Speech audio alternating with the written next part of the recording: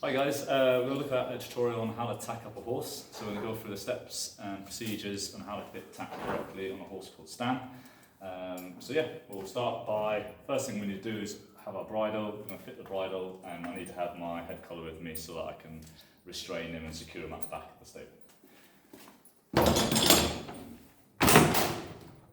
So first thing I'm going to do is undo the throat lash, because that keeps all the parts of the bridle together. Stanley has a few bits of kit. He has a breast girth that keeps the saddle from slipping backwards. He has a bib martingale, reins, and an interesting bit, we call that a Dutch gag, but most bridles you'll see commonly are a loose link snaffle.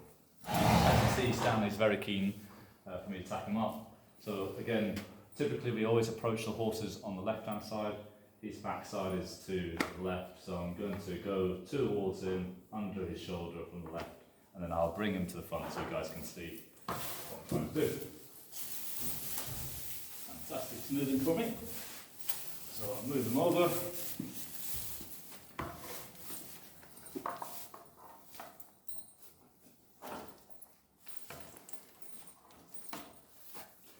So what I do here, I'll put the reins and the martingale breast girth over his neck first. That helps keep the horse a bit more secure, so if he starts to walk off I can then keep a hold of him. What I tend to do with the reins, sort of lead rope and head collar, I'll keep it over my left arm. Grab the cheek pieces here so I can hold onto the bridle. I tend to use my left hand then to bring the bit to the horse's mouth. Use my thumb to the side, put pressure on the tongue, then the horse will open it, and as that opens it I'm lifting the bridle up over his ears, checking that it's not pinching.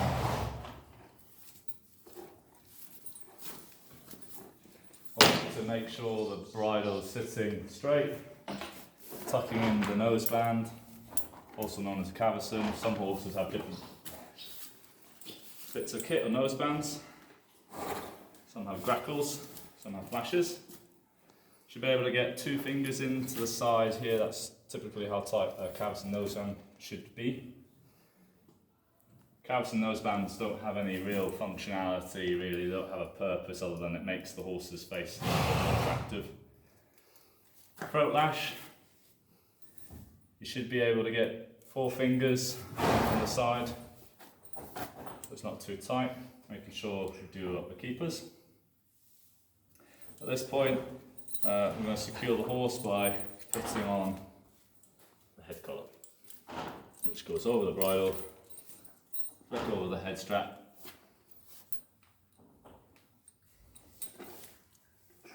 like so.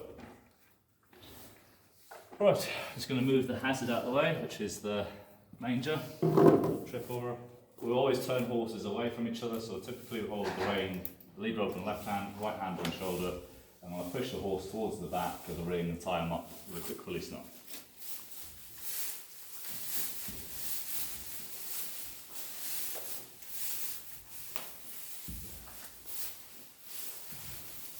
So a quick release knot's pretty straightforward. I'm going to create a loop. The loop goes through the string. I'm going to grab the excess rope and pull my hand through the loop, pulling that down to create a knot. And I'll put the excess rope through the loop. That's called a quick release knot, and I'll show you how that happens. But basically, if the horse does to panic and I need to release him quickly, I can pull that down and it comes off. Again, pulling it through like a shoelace loop, hand through, pull it down, create a knot, put the excess through. Alright, the horse will stay there, so the next thing we need to do is do a quick flick where you're going to groom the horse, basically making him look presentable. But before, the first thing I'm going to do is pick his feet out.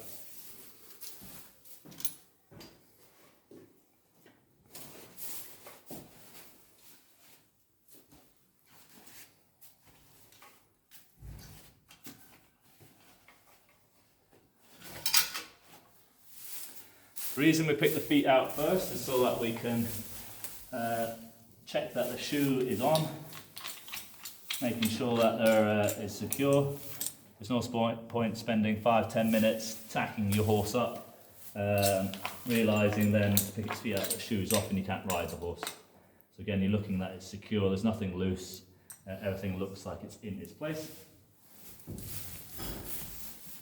As you can see, racehorses have been trained to cross over their legs and pick out their feet from the left-hand side, which is sometimes different to normal conventional horses where you go to each foot. But again, I'm just wanting to remove any straw, dirt around the frog and around the hoof wall, so that when he pulls out, he's not pulling out all the muck and dirt onto the yard. I'm going to brush his mane and tail first. So again, I'm brushing the mane, any dirt that goes onto the body, I can brush that quickly. I'm using a mane and tail comb. I'm going to keep the horse to this side, but basically all I'm going to be doing is brushing that side of the mane.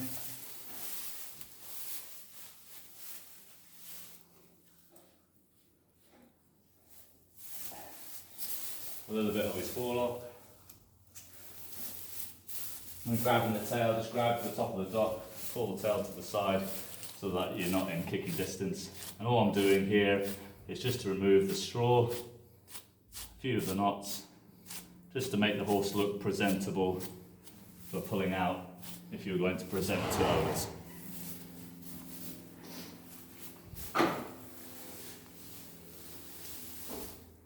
Next bit of kit, going to use a body brush. The body brush is used to basically pick up any dirt, dust and grease, or as you can see Stanley's blade in his own droppings, so we're going to remove that. What I'm doing right now is just removing any dirt off the brush so that when I'm cleaning him, I'm not putting dirt back onto the horse. So start from the top, working way down, so down the neck. Again, grooming technique is called a quick flick. So you're not going to be spending 20 minutes grooming the horse. You're just trying to remove the most of the dirt and excess.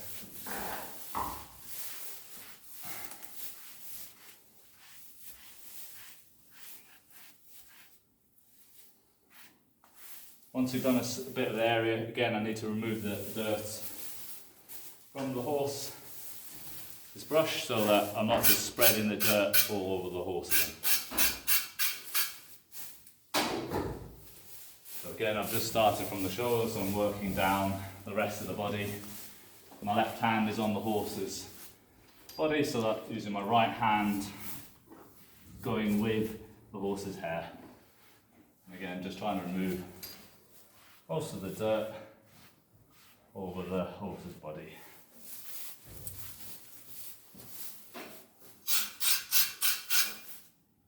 As you can see, you also want to be workmanlike, so you're trying to be quick about it. Particularly when you're in racing, you have to transition between lots pretty quickly. And all I'm going to be doing is exactly the same on the other side. So all I'm going to be doing is just changing the brushes over to my other hand. As you can see, Stanley can be a little bit grumpy at times, and typically you want to have a little bit of space between the horse so that you're not penned up against the wall.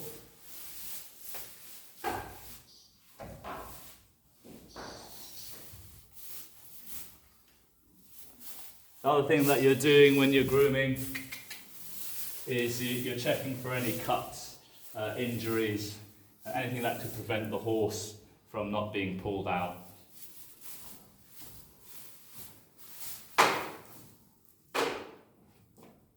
Next thing we put on is a stable rubber, also can be called as a cloth. The reason we use stable rubbers and cloths is so that it absorbs the sweat on the horse's back, it doesn't go onto the pads, and it helps to stop cross-contamination of any diseases potentially on other horses. Different ways of doing it. People tend to fold it like that so that they can put it across the middle of the horse's back, and then you can fold it over so that you know that it is centered and in the middle and not sort of sliding to one side more than the other. You can also do that by checking slightly by the front to see how it sits. You're going to need your stable number. Can also be referred to as a pad. Same thing again. All I'm going to do is fold in half. Once I find the half, put the hem along the middle of the spine, gently fold it over. And what we do with the excess bit of stable cloth or stable rubber is we fold that back over the pad to stop it from slipping out of the horse whilst it's trotting or doing its work.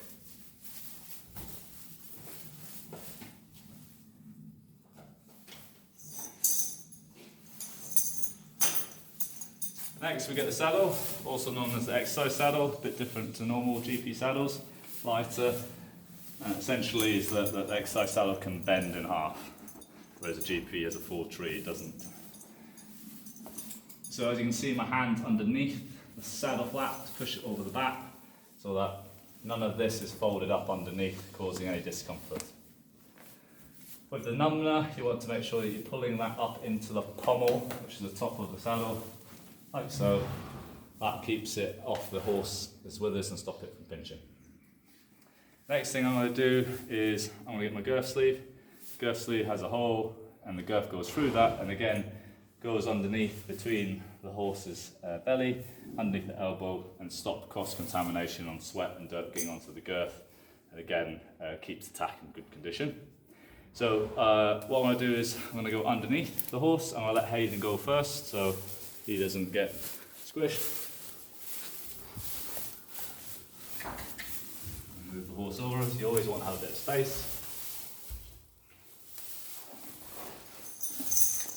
So as you can see here, I am making sure that the girth isn't twisted, so it doesn't want to be like that. It wants to be nice and flush and flat to the horse's side.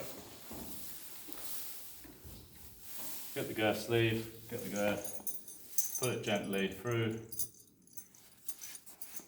the girth, sits up the top. This horse has a breast girth, so I need to attach that to the girth and the girth strap, so I'll put that through the girth. And again, as you can see, Stanley knows what's happening here. Horses can be a little bit aggressive when you're doing the girth up, so it's important that you don't do it very tight initially.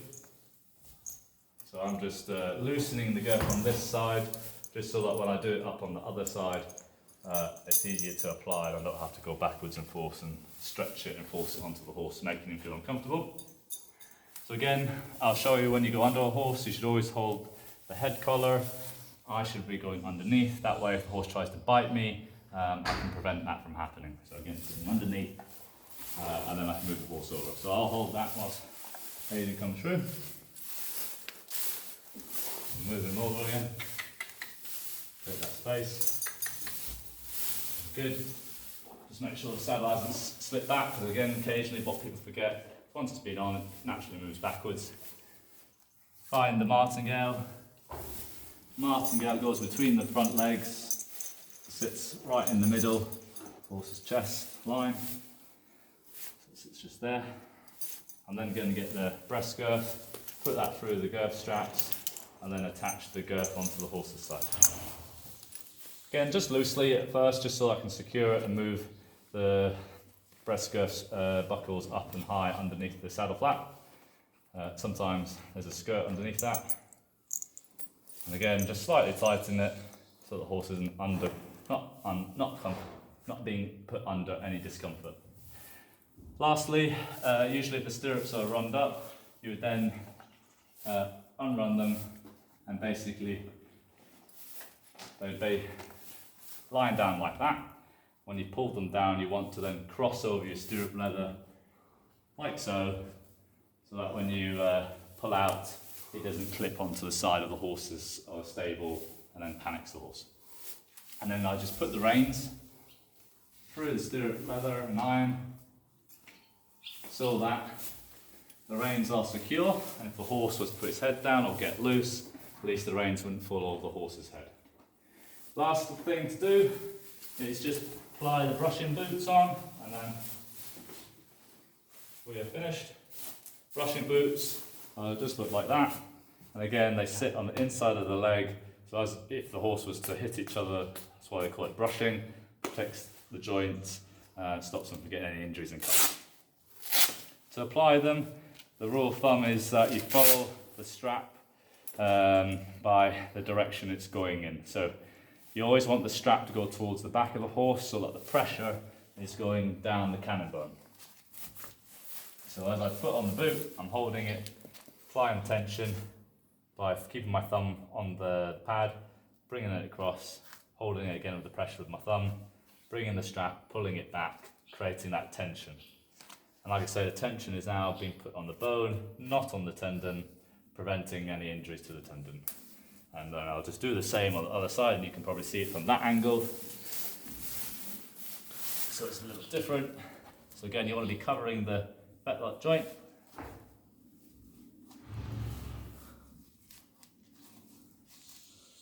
So again, it should just sit nice and comfortably. I should be able to just get my 2 fingers in, again, to just check. It's not too tight, but it's going to be secure and not slip. And finally, I'll just check the girth one more time before I pull out, so that's how it doesn't slip. And then you'd ask your instructor to quickly check your tack, just to make sure everything's happy. And that is it. Right, thank you.